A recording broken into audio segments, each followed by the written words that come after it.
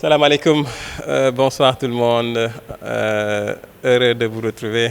dans le cadre de l'émission Thiès Info. Ñu ngi kontaan bu baax comme ni ñu ko yàgg a waxee émission Thiès Info émission Sénégal pour tous émission la boo xam ne dañ ciy dalal ñi nga xam ni ay sénégalais yu gëm Sénégal ñi nga xam ni tey dañuy yëngu ci lépp luy doxal réew mi tey ñu dalal koo xam ni borom xalaat la. koo xam ni dafay yëngu ci politique koo xam ni dafa dëkk Thiès man ma koy woowee Baye Fall parce que su ngeen gisee image bi da ngeen xam ne Baye Fall la mais Baye Fall aussi ci jikko parce que ku may faral di suivre ay statut WhatsApp am la li mu ciy njëkk a def chaque jour mooy yóbbalu sëñ Touba wala yóbbalu kenn ci xalifa sëñ Touba yi man loolu mu nekk lu ma ñor te yóbbalu yooyu nekk liy doxal Sénégal nekk loo xam ni koy jàngat chaque jour da nga xam fooy teg sa tànk donc tey ñu ngi dalal sunu frère. ñu ngi dalal Lamine Aïssa Fall di doomu Thiès dañ koy bàyyi mu présenté wu. salaamaaleykum mbokku Sénégal mbokku àdduna salaamaaleykum mbokku Thiès Lamine Aïssa Fall waaye nag man Lamine Ndiaye laa tudd Lamine Aïssa Fall ndax suma yaay mooy Fall te wax dëgg yàlla ñu ciy bëgg lool bëgg koo sagal lool bëgg muy kontaan lool moo tax ñu porté tour boobu nga xam depuis bi ñu nekkee gone la ñu ko tuddee. alors ñu ngi maa ngi gërëm di leen sant yéen waa Thiès Info bi ngeen ñu dalalee fii ci barab bu taaru bi bu muxtaare bi barab bu murite bi ñuy wax nice time di place bu bees ci Thiès man doomu Thiès la dëkk précisément Thiès Nord di expert et consultant en éducation et formation donc loolu moom mooy suma liggéey mais jamono yi maa ngi liggéey ci benn barab bu ñuy wax Prodac donc voilà loolu laa am pour présenter wu. voilà monsieur Ndiaye Lamine ñu lay dalal ci émission Sénégal pour tous muy Sénégal gu ñëpp moom ñëpp bokk Sénégal gu ñëpp war a mën a fexetu ba fa ko mag ñi bàyyi woon muy héritage bu ñu legee muy héritage yu jom fit jom ànd ak diine. héritage solidarité tey ñun ñu jël ko def ko muy émission di ci dalal ñi nga xam ni tey seen xam-xam dafa màcc ci lépp luy doxal réew comme ni nga ko waxee tantôt da nga nekk ku yëngu ci éducation ak formation yàlla def tey ngay liggéey Prodac donc nga nekk une voix autorisée ci mim réew rawatina ci biir dëkk di Thiès pour mën a waxtaan ak askan bi ci Sénégal gu ñu bokk émission bi Sénégal pour tous doon mandarga gi bëgg nañu xam monsieur Lamine Ndiaye li la dugal ci politique expert nga ci li nga doon déjà mais dañu lay gis nga yëngu bu baax nag ci politique bëgg nañu xam sa jaar-jaar ci tënk rek ci politique ñu mën a xam expérience bi. waaw ci politique su ma jaar-jaar yàgg na yàggul ndax dama ci teel a commencé dox ci wàllu foyer socio-éducatif yi dugg ci politique ànd ci benn kuréel bu ñuy wax. JPA boo xamante ni juddu na vers la fin des années vers le début des années 90 et justement en 1998 fin des années 90 donc ma adhéré ci benn parti politique bu juddu boo xam ni JPA moo ko juróon Jeunesse pour l'alternance ñu tuddee ko Alliance Jëf Jël alors Alliance Jëf Jël boobu moo dox ba tey jii moom mooy bi nga xamante ni moom la Talla Sylla moo nekkoon njiit gi alors donc en 2011 bi ñu yeggee ci veille élection présidentielle yi ci laa bett sama bopp di jàppale président Macky Sall bon du woon président Macky Sall bett sama bopp parce que dafa am sama benn xarit boo xam ne dafa ma daan fekk fu ma nekkoon doon daw ci ginnaaw Macky Sall bu baax a baax di ko liggéeyal mais saa bu ñëwee damay nekk à côté de lui ñuy liggéey ba ma gis ne kon véritablement man maa ngi ci liggéey bi te duggaguma ci laa ci ne sëmbax comme on dit voilà suma jaar-jaar ci wàllu politique di jàppale président Macky Sall di ko jàppale ci le plan intellectuel et sur le plan de l'engagement de terrain wax dëgg yàlla maa ngi bind maa ngi wax bépp pexe boo xam ne suñu borom jagleel na ma ko pour mu mun a défendre xalaat wala dara maa ngi koy utiliser pour défendre vraiment pour gunge président Macky Sall waaw. effectivement ci loolu sax dañ lay suivre bu baax comme ni nga wax dañuy jot say contribution à travers le portail Thiès Info di lire bu baax li ngay wax nga nekk kuy bind d'habitude dama naan li ngay bind ña jàng Sénégal bëri parce que on est à 70% d'analphabètes d'analphabètes nag du question de la marginalisation mais xëy na réew mi ñi dañuy bay ñi nekk ci daara yi xëy na ñëpp mënuñoo jàngandoo école mais gis nañ li ngay bind en tout cas buñ ko mënoon di traduire en wolof ñëpp di ko comprendre dina bëri mais tey Thiès Info am na la toog jàkkaarloo yow yaakaar naa ne yi ngay bind yu bëri tey dañ ci am yenn yuñ ci tànn pour vraiment nga leeral ci askan bi gis nañu aussi ñun Thiès Info ñi ñuy suivre ñu bari ay xale lañu tey yow mii nga xam ne formation ak njàng éducation daf la da nga ci doon expert bëgg nañu nga joxe ci ñaax rawatina jamono ji ñu toll muy jamonoy numérique ñu lay dégg di la suivre aussi ngay wax ci digital loo xam ni amaana duñ ne lu bees mais lu phénomène la boo xam ne tey dafa bokk ci suñu vie. ñu bëggoon nag digital boobu nga xam ne tey ku ne ma ngi koy fooyee ba nga gis ku am doomam bu am 3 ans mu jox ko tablette mu ciy foo yéen ñi nga xam ni wàllum éducation ak formation dafa nekk donc seen i cër dafa nekk ci lu ngeen yàgg a dox tey lan la ñu mën a xam ci digital boobu nag ak économie numérique boobu noonu ak vraiment le marketing digital ak fan la ñu toll fan la ñu mën a yóbbu ak lan lañ ci mën a moytu ak Thiès gii ñu ne l'importance donc du digital. alors li nga wax lépp li nga ci tëll li nga ci ëmb dafa bëri mais li ma ko mën a tënkee rek dañu toll ci jamono am na jamono boo xamante ni nit ñi buñ daan xeex ay dañuy jàkkaarloo ku nekk yore jaasi ñu dóor guerre laa wax mbooloo mi dañuy taxaw ne bii taxaw ni ñu jël ay xeej ak ay kii ñu songante loolu moo doon guerre yi jamono di dox ba nga xamante ni mëq doom génn ñu ne léegi dañuy taxaw ñu jàkkaarloo ñuy sox jamono dem ba nga xam ne ñu weesu loolu nga xam ne da ngay toog sa réew sax bëgg a xeex ak beneen réew boo xam mu ngi nekk ci beneen continent nga songi ko ak ay avion wala nga koy yónnee ay lu ñuy wax ay sox yu ñuy wax missile donc jamono day dox alors suñu jamono jii ñu toll nag dafa tolloog jamono joo xamante ni informatique daf ci am doole alors tout est système d'information alors informatique boobu nag moom moo tey gouverner suñu lépp tey jii yow des na tuuti ci kanam boo demee mairie suñu mairie yi nga xam ne amuñu doole sax boo demee ne Mohamed Badji laa tudd dañu duggal sa tur rek sa lépp génn jox sa kayit nga dem donc foo munti dem lépp la ñu maanaam numériser affaire yi ama dootul ay big ak feuille di bind mais ci ordinateur lay nekk te la koy denc da nga ci mun a dugal ay milliards yi données yi nga soxla information yi nga soxla woon te du fees bu njëkk da ngay am registre ñu ne registre réer na wala yooyu donc dañoo toll ci jamono joo xamante tey jii numérique boobu foofu lañ toll.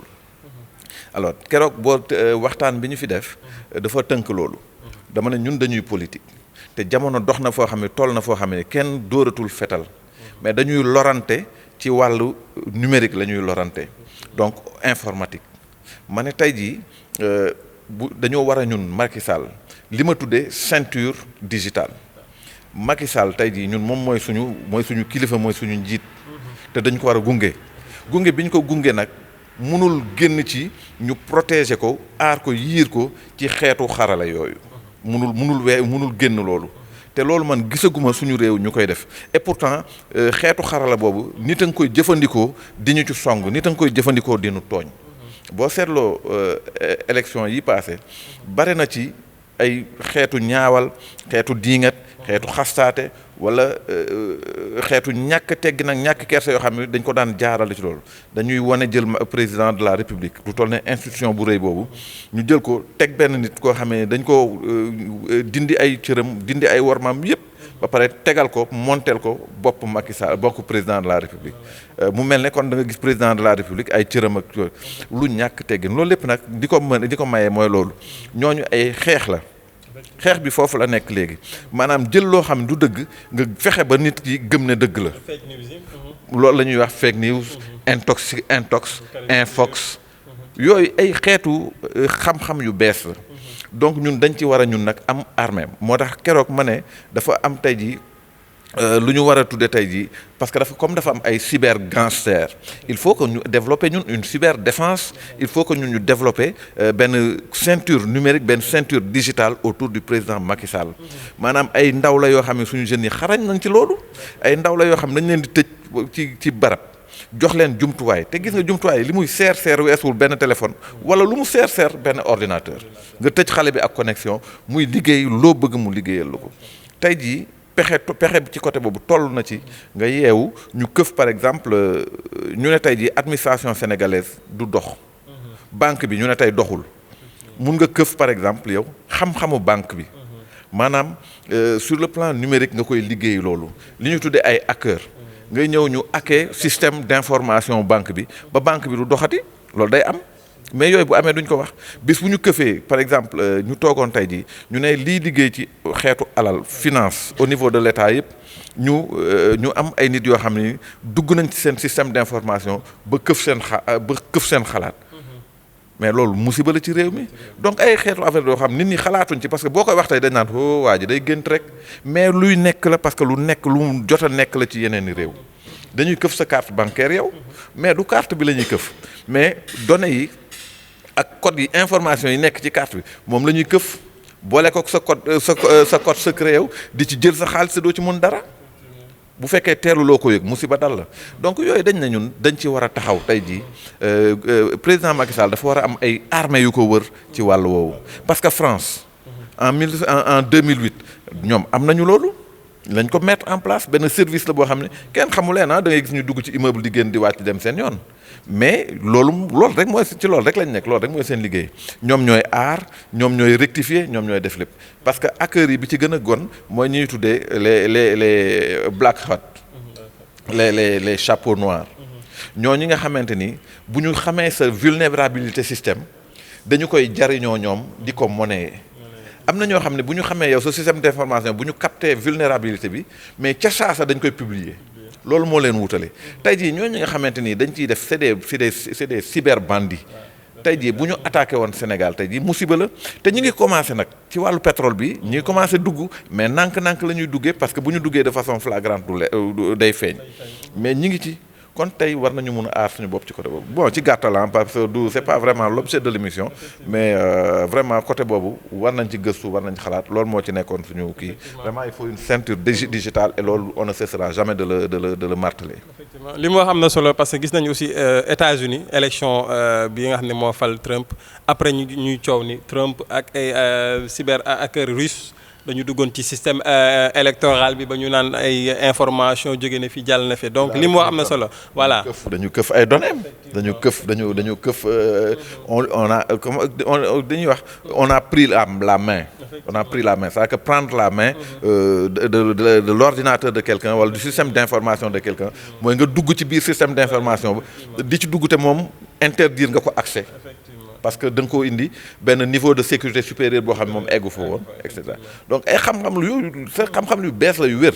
waxuma Trump rek sax parce que mais boo xoolee la victoire du Brexit en Angleterre loolu moom moo ko indi parce que dafa am ñoo xam ne dañoo jël ay informations yoo xam di ko joxe ay de fausses informations di ko dajale di ko joxe chaque jour di ko servir les Anglais ñi nga xamante ni en majorité du ñu jëlati seen information sur les systèmes d'information constitutionnels comment on appelle ça institutionnels di administration déedéet ci ay réseaux yi la ñuy jëlee information te jamono ji dafa toll foo xam ne nit ñi amatuñu temps wu gëstu ci réseaux yi la ñuy jëlee xalaat yi donc boo jëlee ci réseau ñu tax toujours les mêmes choses qui sont fausses par ailleurs mais da ngay dem ba gëm ne loolu dëgg la loolu moo am ba tax na Angleterre ñu juum ci Brexit bi et l'histoire a montré que dañu juumoon tey jii il peine à redresser la barre mais malheureusement noonu la demee loolu moo indi également l'accession de l'avènement de Trump de quelqu'un comme Trump aux États-Unis loolu du samay wax des experts en com ñoom ñoo ko wax parce que gëstu nañ ko ba pare waaw. li mu wax am na solo parce que ce digital économie numérique ak xaral ak jumtukaay yu bees yi ñuy utiliser lu ñu soxla la lu mënul ñàkk la mais dafa am danger bu ci nekk sëgam réew yu mel ni États-Unis ñoo muccul ci loolu seeni officiel ñoo mucc ci loolu réew yu mel ni donc Angleterre nga xam ne c'est des puissances mondiales seeni officiel ñoo muccul loolu asuma réew mi nga xam ne tey ku mu neex mën na xëy publier dara ci compte Facebook am wala compte Twitter am wala compte Instagram am presse totale presse nationale ak locale bi yëpp daal di koy publier ba ñuy gëm loolu kon li mu wax sànq am na solo il faut ñu assainir donc l'espace numérique il faut ñu assainir donc suñuy réseaux sociaux pour ëllëg moo tax ñu wax parce que dinañ xëy tàgge fi ab sëriñ te deewut gis nañ ko lu yàggul dara ci juste ay nit ku toog këram yor ordinateur am yor as connexion am bind ni ab sëriñ diw faatu na ba mu wër àdduna te loolu amut donc li mu wax tey vraiment en tant que expert de l'éducation et de la formation je pense bien que dañ ciy jàngat bu baax monsieur Ndiaye ñu ñëw ci vraiment li nga xam ni actualité la ci moment bii nii mënuñu wax te duñu wax Macky Sall mënuñu wax ci dialogue bi nga xam ne def na ko bien avant même dialogue après mandat bii nii bu bees bi mais njëkk na woote dialogue ci nu ñuy mën a def ba suñuy ressources pétrolières gazières et minières nu ñuy def ba séddoo ko ba waxtaan ci wala pencoo ko sa lay wax bu bañ a tudd séddoo bañ a waxal président lu mu waxul njëkk na woote ci loolu mu gañewaat ñëpp di xaar ni day doxal sans woo kenn vraiment ñun ay journalistes lañ duñu ne Macky Sall la ñu àndal waaye gis nañu président bi nga xam ne am na deuxième mandat il a les coups de franche gañewaat na mun na diriger nu mu ko neexee mais au lendemain de sa victoire dafa woote dialogue national woo ñëpp woo toutes les forces vives bu ñu nee toutes les forces vives nag ñun dañuy jàpp ne ñun sa journalistes yi ci la ñu bokk woowul politiciens yi rek mais am nañu wuyu am nañu wuyuwul am nañu beddeeku def na le waaye jàngat boobu noonu ak lii ñu jëm ci pétrole bi coowul bari bi te Macky Sall président woote woo ñëpp yow sa jàngat ak sa résolution ak sa xalaat bi nga xam ne ànd naag bu Macky Sall lan nga ci wax lu mën a dalal suñu xel dalal xelu abonné chaîne YouTube Thiès TV Thiès Info abonné page plateforme Thiès Info parce que ñun dañuy bëgg luy dalal xelu seen nekkuñu presse bi nga xam ne dafay envenimer dafay sotti de l'huile dans le feu dañuy bëgg à chaque fois ñuy dalal Sénégalais yi parce que pétrole comme on dit rek taal na réew yu bari am na ñu ko ëppale yu mel ni Nigéria mais chaque jour Boko Haram fa la ëppee doole ña ngay xeex ña ngay reyante ñun bëgg nañu am pétrole am jàmm am gaz am jàmm am vraiment toutes les ressources yu ñu war a mën a am jàmm parce que jàmm la Sénégalais bëgg yow mi nga xam ne da nga safoo Macky Sall gëm vision am dañu bëggoon vraiment pétrole bi comme actualité séante la mënuñu ko bañ a wax nga wax ñu ci lu dal suñu xel. dama toog sama benn rak mu ne ma sëñ bi pétrole bi man ni ñu koy waxee nii ñu ngi koy pétrole mais ñun est-ce que duñu xëy sax tàkk rek benn yoon gis nga waxu pétrole bi fu mu toll ci réew mi pour te dire que aujourd'hui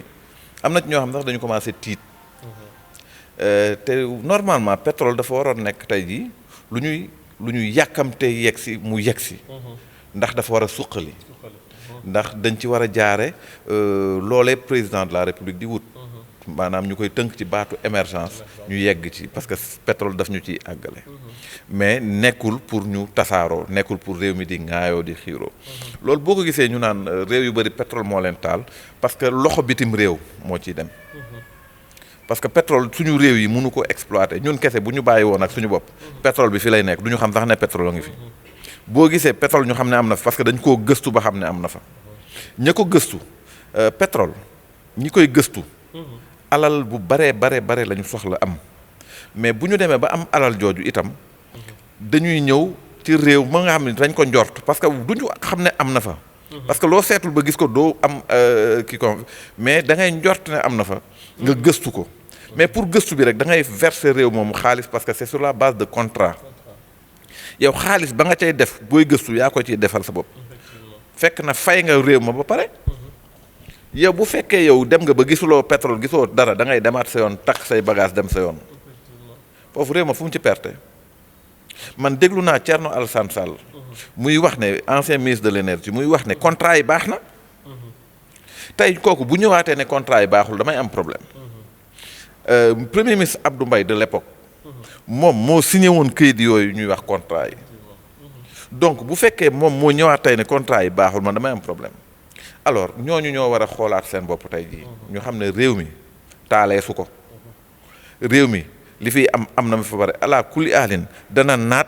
dana yàgg dana wér dana dëgër te dana sax xéewal yooyu mag ñee fi jaar ñaan ko ba pare ñu gëm ak ñu bañ a gëm nag Sénégal moom naataange dana fi am mais nanu ko pour doomi réew mi la alors pétrole bi tey jii man dama ci dégg démb bërki démb benn kàngaamu président ku nekk ci wetu président sës ci moom mu indiwaat beneen wax boo xamante ni man wax dëgg yàlla rafetlu ma ko ndax ba ñu njëkkee waxi pétrole ñu ne rakku président de la république ak bi ñu tuddee Aliou Sall dafa ci taq dafa ci lekk ay milliards ci gàttal bu tolloog $250,000 xam nga loolu xaalis la mu ne loolu mësta am moom ci boppam Aliou Sall mu ne mësu cee lekk dërëm kenn mësu ko cee dox xaalis boobu ñuy wax du dëgg tey du dëgg ëllëg moom mu wax ko alors bu fekkee moom mi nga xam moom moo nekk ci biir moom la ñu tuumaal mu wax ne loolu weddi ko ba mu set man rafetlu ma kenn ku tax ak président wala mu ne kooku ne président lay liggéeyal ñëw taxaw ne 250 milliards dañu ko joxoon joxuñu ko dañ ko joxoon ci wàllu ay gëstu yu mu defoon ci wàllu mbay xam nga loolu mooy nangul nit ki ne jox nañ ko donc rafetlu ma loolu parce que loolu moo indi rebondissement bi tey jii ba nit ñi di ci wax donc kon El Hadj Kassé moom moo wax loolu voilà loolu man rafetlu ma ko wax ji fi mu toll nii tey jii képp koo xamante ni d'accordul ak président Macky Sall wala nga am fas yéene wax benn son discordante par rapport ak li nga xam ne moom la président wax moom la bëgg mais na nga ko bàyyi na nga ko sori loolu mooy dëgg nit da ngay gore c'est-à-dire que boo d'accordul ci dara da ngay dem doone man damay toog bu dëgg am jotee dama koy wax bu dëgg amul dama koy wax déedéet bu dëgg amee da ngay rafetal nga wax ko mais bu dëgg amul yow boo gëmee ne dëgg amul demal sa yoon donc munoo fi nekk di wax tey jii lii suba lee di jaxase ni loolu rafetul pour man trahison bi gën a kawe loolu bokk na ci waaye leneen itam bokk na ci mooy ñi nga xam ne tey jii ñi ngi liggéey pour déstabiliser réew mi mooy certaines autorités de l'opposition des voix confirmées autorisées de l'opposition tey jii ñoom ñooy bëgg a am yéene wu taal réew mi mais fuñ ko teg gisuma ko donc li ci des nag président ne dañuy waxtaan dialogue boo xamante ni dialogue bu yaatu lay doon te ñëpp a ciy bokk ñoom am ñu ñëw am ñu ñëwul ndaxam sax ñi ñëw am nañ solo lool ëpp solo nag ñi ñëwul mais président dafa ne yéene mooy ñëpp ñëw ñi nga xam ne ñëwuñu nag bu ñu wut lu ñu yàqe waxtaan woowu ndax waxtaan woowu ci la ndamu Sénégal nekk ci la ñuy waxtaane ressources yi nga xam ne moom la ñu war a jël ci pétrole bi tey ñi ngi koy waxin woo xam pour ñenn ñi sax gars yi ñi ngi essence bi ñuy dawal ci suñu oto di ci pétrole boobu la jógee mais pétrole boobu mënuñu ko exploiter avant 2022 fii ak ñetti at ci kanam la ñuy xool ndax dina génnam du génn ndax dinañ ko amam du génn kon tey coow li lan moo ko waral kon xam nga ne la ma doon wax sànq ne loxo bitim réew ay nit yoo xam borom alal yoo xam bitim réew lañ nekk bëgg seen wàll ci loolu parce que ñoom ay wàll la ñuy wax ñaata laa ciy am ñaata millions de barils laa ciy am ñaata nangam laa ciy am ñoom noonu la ñuy fonctionner ay multinationales lañu aujourd'hui qui veulent envahir le Sénégal pour loolu am ci seen wàll est-ce que doomu Sénégal yi dañ ko war a nangu est-ce que raison la pour que yenn doomu Sénégal yi taxaw di dóor ci président de la République est-ce que yoon la ci kaw loolu yenn doomu Sénégal yi taxaw di xeex ak président de la République affaiblir face à ces gens-là loolu laa tuddee trahison haute trahison d'ailleurs donc il faut ñu xoolaat suñu bopp tey jii ñoom ñi ngi wax ne président waa nguur gi moom moo trahir Sénégal mais au contraire ñoom ñoo trahir Sénégal parce que boo nekkee sa biir kër coow am fa ba nit jóge bitim réew dugg ci coow li nit jóge ca mbedd ma dugg ci coow li yow war nga xoolaat sa bopp fan ngay taxaw war nga xam ne sa coowu biir kër sa biir waa biir kër yaa ko war a régler ak sa biir kër waaye doo sukkandiku ci keneen pour régler loolu donc nañu xoolaat suñu bopp man vraiment ci coow loolu man dama ci am jaaxle trop parce que matadi laa ci gis de la part de certaines personnalités de l'opposition ak wax dëgg yàlla ñàkk gis-gis nañu régler suñu bopp suñu problème vraiment. am na solo coowal pétrole moom yaakaar naa ni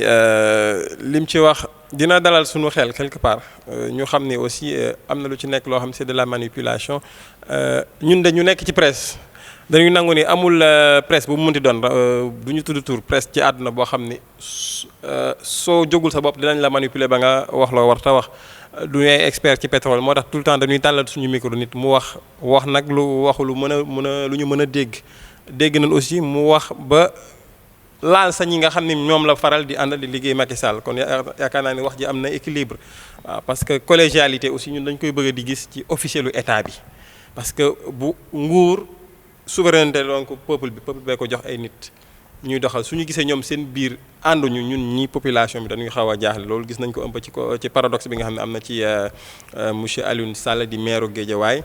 ak El Hadji Kassé mi jege lool président nekk conseiller en communication mais dañuy sant yàlla ba Sénégal réew la boo xam ne lu ko taal yombul parce que ñi am nañu sens du retenu am nañ solidarité monsieur Ndiaye Lamine dañuy ñëwaat ci politique ah nga nekk dëkk boo xam ni dëkk la boo xam ni dañ naan dafa am borom muy Thiès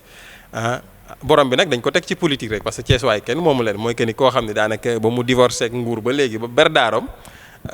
lu mu bëgg ci dëkk bi dañ ko koy jox daanaka mën naa wax ni 2004 ba léegi Idriss Seck lu mu laaj Thiès lu mu yuutu Thiès da koy jot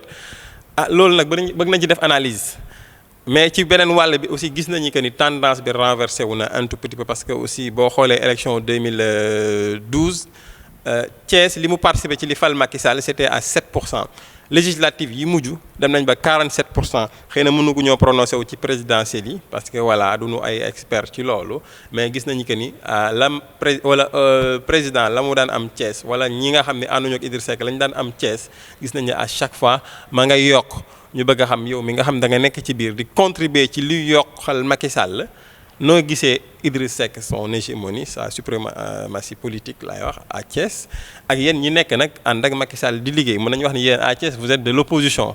nooy dundee loolu lan moo ci manqué ndax jàppante ngeen seen biir lan mooy waral tout le temps vraiment ngeen di demee nii demee naa ba ñu naan sa àndu leen ñun sañ ñu ko wax nag parce que gis nañ la yow saa yoo tasante sa mbokk politique sa frère politique sa camarade de parti da nga ko accolade tudd ko jox ko yéegu waayam ci politique gis nañ yow doxee woo noonu en tout cas loolu la ñu gis ñun ñu bëgg a vraiment nga waxtaan ci loolu ñu xam fan ngeen jëm ak rendez-vous bi ngeen jox Thiès waaye muy les locales. alors jërëjëf ci question bi wax dëgg yàlla Idrissa Seck li nga wax moo ci am Idrissa Seck dafa di nit koo xam ne daf fi nekkoon premier ministre su Wade Wade jox ko carte blanche ci lépp jox ko ay milliards yu bëri. ne ko projet yi léegi dañuy def ville bu ñu dem at bu jot ville bu ñu dem ñu def fa investissement yu rëy defar ville boobu comme moom Thiès waa la dëkk mu wone cofeelam ci Thiès xaalis bañ ko joxoon mu cof ci as lëf tàmbalee defar Thiès waaye am leneen loo xamante ni Sénégal yëguñ ko lu dox ci digganteem ak Ablaye Wade ba diggante ba xajam Ablaye Wade wàcce ko ci nguuram dàq ko ci gouvernement am xaalis ba nga xamante ni daf ca waroon dem Ablaye Wade ne ko moom la mu ko laajoon ba mu jox ko defu ko ci na ko delloo xaalis bi xaalis boobu ba tey xamuñ fu mu dugg xamuñ fu ñu génn ndax tàmbali woon na ci liggéey Thiès nag gisoon nañ ko mais ba xuloo ba tàkkee ca la liggéey ba dagg xaalis ba duggatu ci alors ñu ne nag léegi xaalis boobu xëy na moom moo ko jox tur woowu moo ko jox place boobu moo ko jox dayoo boobu parce que tool nekkoon na ci position nguur ñu jox ko xaalis bu bare protéger ko yiir ko ànd ak moom gunge ko ba mu tàmbali woon loolu mu tàmbali woon nag Thiès waaye gis ko moom lañ ko toppee woon foofu wone woon na fa cofeelam ci Thiès waaye fa la yam ndax xaalis ba faraas dalu xideen ndax gaa ñi di wax gisuñ ko dégguñ ko ñun ñii de gisuñ ko parce que Thiès lañ nekk lañ ci tàmbali daal doon ci liggéey gis nañ ko waaye ca tàmbali la yam kon tey jii kooku bu xasee ba dugg ci Thiès waay xolu Thiès waay parce que dafa am nu mu tàmbali woon rek tey jii bu ñu buggee loolu dañ il faut ñun itam ñu am liggéey boo xam ne tàmbali nañ ko fi wala def nañ ko fi ci Thiès man noonu la foofu laa ko teg alors président Macky Sall comprendre loolu def fi conseil des ministres décentralisé ñu def xayma dëkk bi lu mu laaj président ne li mu njëkk a def mooy li nga xam ne tàmbaliwuñu ko woon te Idrissa Seck bañ koo yeggale moom dana ko yeggale parce que Idrissa Seck xeexukaay la ko defoon président jël ci nga gis ñu récupérer cinéma amitié bi moom lañ doon wax ci jamonoom mooy cinéma bi gën a muxtaare ci Afrique de l'Ouest ñu bàyyi ko mu nekk ba mujj gi mu daan ay abri wu sans ay abri yu kenn xam président bi mu ñëwee ñu def ko réhabilité ko jox ko université de Thiès tey jii mu doon auditorium bu mag ak yeneen ak yeneen ak yeneen tey jii Promoville gis nga liggéey bu rafet bi muy def Thiès ñëpp tali ñi ngi tali mbedd yi et cetera quartier yi nga xam ne dañoo amoon jafe-jafe ndox gis nga président jéem yi mu ci jéem. ci KMS 3 bi Mbour 4 amoon nañu problème ci côté boobu tey jii gis nga am na ci yu bëri yoo xam ne waxuñu lépp réglé na waaye am na ci yu bëri yoo xam ne wax dëgg yàlla mu ngi ci yoon mu ngi réglé wu te nit ñaa ngi koy gis. noonu nag la demee ba nga xamante ni élection yi ñu fi mujjee def. Thiès gis nañu ne Idrissa Seck kat la ko Thiès joxoon yeewu nañu ci bare ñi ngi yeewu ba ña ngay nangu seen kàddu gañ ko joxoon foofu la ñu jaare booy xoolee élection locale 2014 bu nekkul woon en tout cas Thiès Nord gi ma nekk bu nekkul woon liste yu bare yi nga xamante ni Thierno Alassane Sall bi mu fi nekkee moom moo ko doon suuxat kon ñun dañuy jël mairie bi mais gis nga nu mu demee ba tax na pëccëxoo ba ca amoon ndax bi ñu demee Benno Bokk Yaakaar ña nga xam ne ñoo àndoon ak Thierno Alassane Sall daf leen joxoon ndigal ñu beru loolu moo xañoon Benno Bokk Yaakaar mairie Thiès Nord mais bu ñu boole woon ña nga xamante ñoo àndoon ak Thierno Alassane Sall génn topp ndigalam ba génn ànd ak Benno Bokk Yaakaar kon gañe woon nañu mairie bi loolu la histoire wone kon xam nga foofu wone na Idrissa Seck dellu na ginnaaw bi ñu ñëwee ci référendum bi 2016 gis nañ nu mu demee man de centre ba ma nekk nga xamante ni daawuñu ko sax jege dafa ñu daan rawee loo xamante ni wax dëgg yàlla du woon sax am match dama ko fa gañe muy wane ne que donc mu ngi reculer bi ñu ñëwee élection locale 2017 gis ngeen nu mu législative gis ngeen nu mu demee siège yi nga xamante ni moom la Idrissa Seck amoon Thiès au niveau de l'Assemblée nationale carte gi dafa wëlbatiku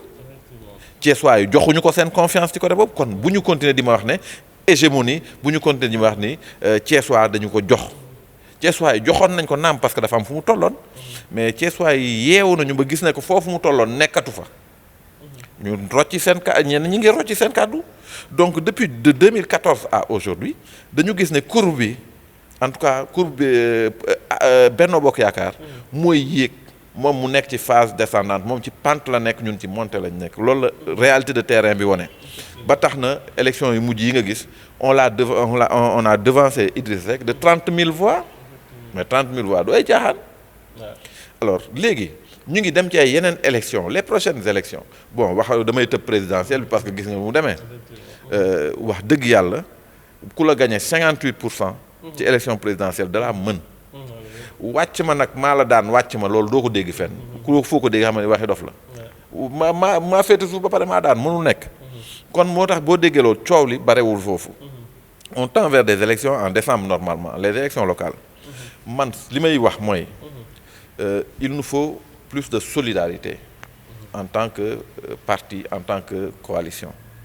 parti boo ci nekkee ay nit nekk ci terrain bi di liggéey ñooñu di liggéey ci terrain bi ñoo ko yor ñoo koy dundal ñooñu du ñu dem élection locale nga xamante ni affaire koñ la nga ne leen da nga leen teggi fële wala ngay nëxal seen xel sax ci wàllu ne danañu bokk wala du ñu bokk ci ay liste wala dana leen jiite liste wala du ñu jiite ay liste alors que ñoom ñoo nekkoon ci terrain bi di animer parti bi man li may ñaan li nga xam moom laay woo du lu may ñaan sax lu may suggérer la ñu war koo doxalee que bu ñu avant ñuy yegg ci élection yi ñu def primaire parti bi def primaire mooy lan mooy que ne léegi parti bi il faut ñu am benn tête de liste kon ñi nga xamee ne ñoo fi nekkoon ay responsable di terrain bi di liggéey dans chaque commune nañu dem jongante seen biir à la base Thiès Nord ñu ne kan moo bëgg Lamine Aïssa ak kan moo bëgg diw et diw ñu ne dem leen ngeen waxtaan bu ngeen mënul waxtaan ñu voté ko ku nekk ci biir parti bi organiser loolu un vote à l'intérieur du parti ba ñu xam kan moo ëpp nit pour que kooku jiite liste bi loolu mooy primaire bu ñu ko defee baax na man bokk naa parce que bu ñu ko defee man Thiès Nord damay bokk mais bu fekkee dañu bëgg a doxale neen bu boobaa nag dana indi problème moo tax aujourd'hui bu ñu mënuñu dàq ay possibilité wu liste parallèle parce que nit du nekk ci terrain bi di liggéey ba li fayeeku jot ñu ne ko doo fayeeku kenn ku tëddoon Ndakaaru di noppalu koo koy fayeeku du yoon ñun week-end bu yàlla sàkk depuis 2012 amul benn week-end boo xam ne fekk nañu Sénégal ñu defe ko feneen fu dul Thiès amul maa ngi wax sama njaboot ak may dégg kii nga gis ne ñee sama waa kër lañ du ay caaxaan donc loolu nag lan moo ma ko jaral parce que j'accompagne le président parce que j'encadre la politique du président au niveau local su ma tëddoon Dakar loolu du ma ko mun tey jii li ñuy liggéey Thiès sur le plan politique l'animation bi parti bi ñuy def ni te loolu moo ñu ko permettre ñu def ko. alors du ñu dem nag ba nga fu nga xam ne fa la ñu war a récompenser nit ñi consacrer seen i effort sur le plan politique ñu ne non gars yi nga xam ñoo tëddoon Dakar di naan yu sedd alors di def service minimum ñooñu la ñuy jiital les gens ont dit non boo seetloo bi ñuy def présidentielle pour tabb comité coordination comité électoral communes yi y a eu des soucis parce que loolu la noonu demee man ñi àndoon ak man ñoom ñoo taxaw ñu ne ñoom man même bu ma ko nangoo ñoom du ñu ko nangu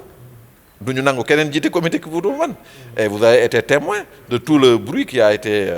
n'est-ce pas organisé foofu pour que loolu bañ a am ba gars yi y a eu des soucis véritablement ba wax dëgg yàlla finalement certains m'ont demandé pour que ma apaiser après ci laa dem waxtaan ak ñeneen ñi gisee ak ñeneen ñi et cetera et constituer benn genre facilitateur pour que les choses puissent avancer donc ci loolu la ñu mus a nekk ci parti bi mais nag élection locale yi di ñëw bu ñu mënul def primaire nañu xool ñi nga xam ne ñoo ko mérité ñu jiital leen nañu xool ñi nga xam ne ñoom ñoo mën a dem ñu jiital leen mais boo jiitalee ay bras cassés mais du ngeen dem fu sori fenn ngeen dul dem élection yi di ñëw nag dañu bëgg a confirmer ñun suñu taxawaay ci base bi donc il faut que nit ñi bàyyi ci xel véritablement vraiment ci angle boobu loolu lañ doon vraiment di wax. Voilà Lamine Ndiaye Lamine Aïssa Fall ñi ko gën a xam on est arrivé au terme de notre émission ñu bàyyi la sa dernier mot comme dañ la sonal ci ay questions di la tënk léegi yow ñu bala nga tënk mbir yi Baye Fall nga am na foo jokk taalibe nga macha allah xam nañ la bu baax nga safoo lu bari yow ku la xamee la vraiment nit ku dal nit ku xam ambiance nit koo xam ni man damay faral di la déglu nga vous aimez trop Carlou D te Carlou D Baye Fall la nga tëjee loolu rek nga tëjee Baye Fall gi rek waaw macha allah. waaw non Carlou moom xam nga Carlou suma waay la quoi. Carlou suma waay la. suma lépp la suma rakk la. xam nga man vraiment gars yi ñoo ma sonal rek. magoo ma ku gis magoo ma. mais ma rakk leen itam wax dëgg yàlla ñuy kontaan xam nga su may tëjee mooy Sénégal. faw mu am ay xéewal yuy baawaan di saawaan ndax sëñ Bamba da koo ñaan sëñ Bamba dafa génnoon liggéeyi pour loolu mën a am Sénégal kon lii ñuy wax pétrole ak gaz mooy li gën a tuuti ci xéewal bi nar a dal Sénégal waaye itam ña ko attan mën koo yor képp ñoo koy fekke ñoo koy yor ndax Sénégal ba mu juddoo ba léegi ba mu sosoo ba léegi am na pétrole mais sunu borom gis nga ni muy def dafa bàyyi ba ñuy tudde un ingénieur géologue spécialisé ci côté énergie jël nguur gi nekk président de la République mu doog a feeñal pétrole kon na nit ñi teey bi ci des mooy endroit fii ngeen ma dalal tey jii fii mooy barab bu ñuy wax Nice Time alors Nice Time man xaw ma ko woon sax keroog la ma fi jeunes yi invité ma ñëw fi mais j'ai découvert que quand même nous avons aujourd'hui de jeunes Thiessois sur qui on peut compter Thiès dara ñàkku fi lépp a ngi fi façon xam-xam boo gis am na fi façon bañkat boo gis am na fi dans tous les domaines man dama daan sawar pour dem am na benn place bu ma daan faral di dem parce que Thiès dafa am yeneen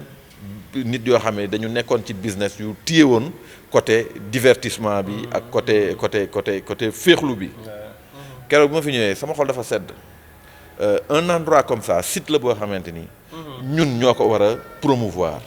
xam nga keneen moom kese c'est des chaises c'est des tables mais il faut que ñun ñuy ñëw di ko animer ñuy ñëw di fi jaar parce que on n'a rien à envier aujourd'hui aux beaux endroits ñuy am à Mbour à Dakar et cetera mais bu ñu dooleelee ñi ñu mel nii les jeunes comme ça di leen jàppale di leen gunge dinañ ñoom am possibilité wu yaatal seen affaire dinañ am possibilité wu gën a proposer aux Thiessois lu gën a rafet lu gën a taaru lu gën a bakkane ba nga tax ne dootuñu fi jógee week-end di dem ay Mbour wala ñuy dem ay Dakar suñu njaboot mun nañ leen indi fii donc vraiment di encore une fois jaajëfal kilifa gi nga xam ne moom place bi nga xamante ni ndaw la itam te ñu am yaakaar ci moom lool vraiment yii aussi jar na yéen ci seen bopp ngeen di wër dëkk bi yenn saa di ci def ay émission di ko wone Thiès ñu xam ne parce que man bu ñu ma fi invité wul woon keroog du ma ko xam peut-être que ñeneen xamuñ ko ku seetaan émission bi tey xëy na di nga ko xam ñu ngi koy wax Nice Time mu doon place bu rafet defuma publicité nag vraiment man defuma publicité politicien la mais nag ku gis nen ne vraiment nen a ngi vraiment voilà donc di leen rappeler que ni voilà ñu ngi dalal tey wala moom sa moonu dalal parce que fii daanaka koñom la ñu ngi fii 137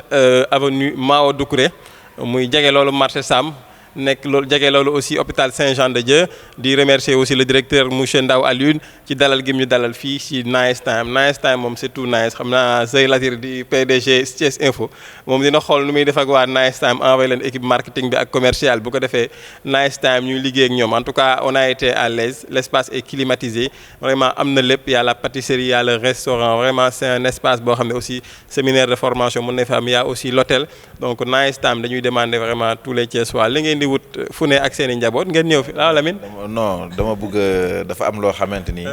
du woon peut-être objet émission bi. je vois bien. mais loo xam ne mënuñ ko bañ a wax. c'est la solidarité que nous devons à l'endroit de nos responsables thiessois.